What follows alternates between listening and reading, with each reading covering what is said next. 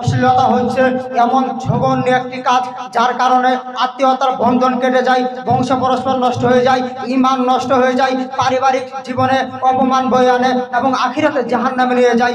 অশ্লীলতা হচ্ছে এমন একটি অপরাধ যার কারণে খুনাখুনিতে লিপ্ত হয়, মারামারি সংগঠিত হয়, বন্ধুত্ব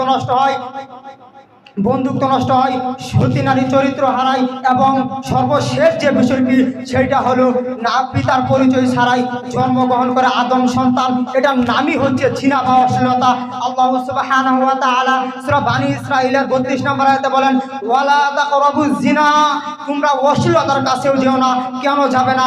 ইন্নাহু কানা ফাহশাতা, নিশ্চয় এটা অশ্লীল কাজ, ওয়াসা সাবিলা এবং খুবই মন্দ পথ। আল্লাহ সুবহানাহু ওয়া তাআলা সূরা আনআমের 151 নম্বর আয়াতে বলেন, ওয়ালা তাকরাবুল ফাওয়াহিশা মা যাহরা মিনহা ওয়া মা বাতান, তোমরা নির্লজ্জতার কাছেও যেও না, সেটা প্রকাশ্য হোক কিংবা অপ্রকাশ্য হোক। তোমরা জেনার কাছেও যেও না, সেটা প্রকাশ্য হোক কিংবা অপ্রকাশ্য হোক। রাসূল সাল্লাল্লাহু আলাইহি ওয়াসাল্লাম হাদিসের বিষয় বলে দিয়েছেন, ইয়া উম্মাতু মুহাম্মাদিন মা আহাদুন আগাইরু মিনাল্লাহ আইয়াজনি আবদাহু আও আমাতাহু তাজনি।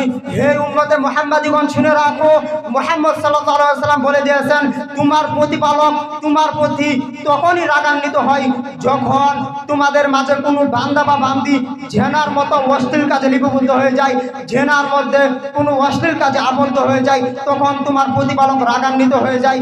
রাসূল সাল্লাল্লাহু আলাইহি ওয়াসাল্লাম বলেছেন, রাসূল সাল্লাল্লাহু আলাইহি ওয়াসাল্লাম লা ইয়াজনি আযানি হিনা ইয়াওয়াজনি ওয়া মুমিন, জেনাকারী জেনাকার অবস্থায় মুমিন থাকে না।